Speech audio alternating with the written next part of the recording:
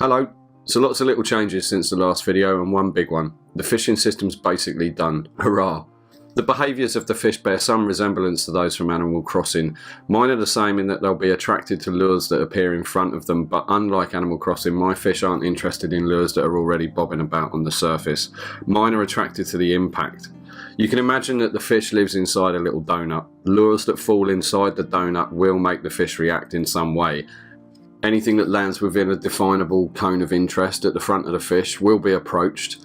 Anything outside of the area will scare the fish away. When the fish approaches the lure, it'll do an internal dice roll. This decides if it hooks on or just swims away quickly and disappears. If the dice roll passes, then the fish will just swim in a tight circle, in the same way as Animal Crossing, and the player then has to react quickly enough to begin reeling it in. Stamina plays a part here. The player has until their stamina runs out to tap the button fast enough to reel the fish in.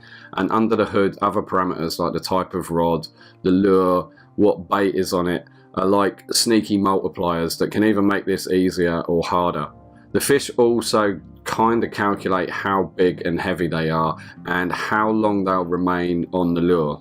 Some fish might force the player to react extremely quickly and may only stay on the lure for 1 or 2 seconds, so they'll be incredibly difficult to catch. The default right now is actually pretty soft. You've got about 3/4 of a second just to make the very first tap on the button, and it's not particularly difficult to get to the right kind of point to reel the fish in. But this is all stuff that I can play with, and that's for me to balance in the future. To be honest, some of it might not even get used. If I don't put multiple types of fishing rod in the game and there's only one lure, then those are just numbers that will stay static. The fish have spawn areas that I can place in the world. These spawn fish from a list that I can provide each one.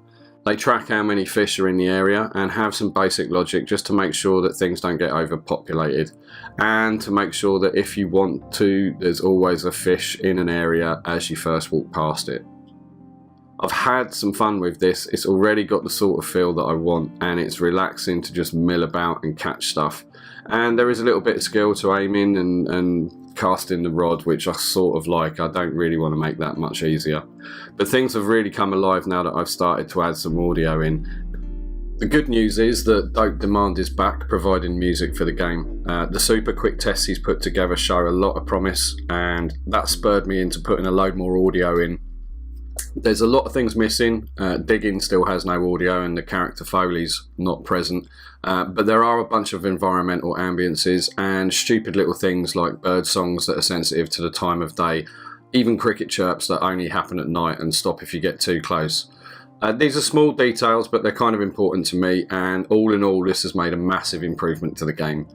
I've spent quite a lot of time just running around catching fish, and I've had a massive smile on my face, so it feels like this month we've made a good step forward.